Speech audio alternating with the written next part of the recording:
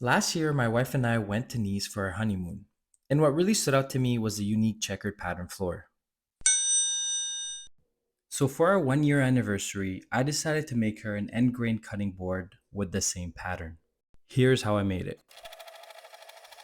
I started off on a table saw where I angled the blade to 97 degrees.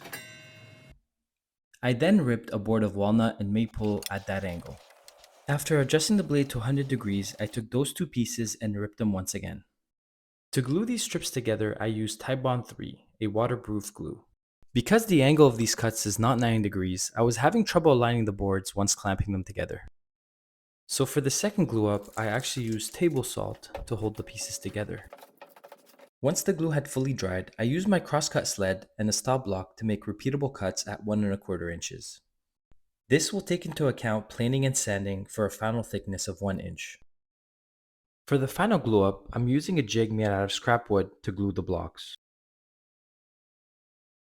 After the glue had fully dried, I'm left with the squeeze out that I need to remove by hand before running the board through the planer.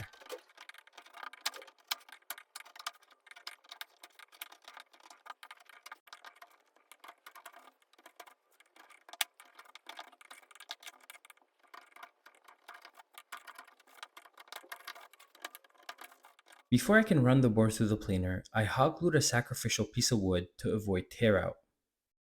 It's not ideal to run end grain through a planer, so I took extremely light passes.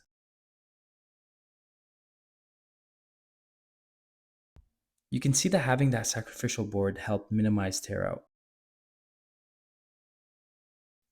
Here I'm using a 45-degree chamfer bit to knock out the edges.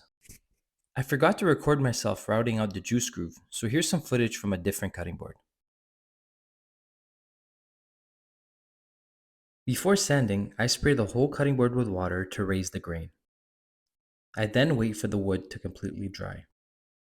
Here I'm showing my last pass of sanding, where I went up to 220 grit. The final step is to apply mineral oil to both sides of the cutting board.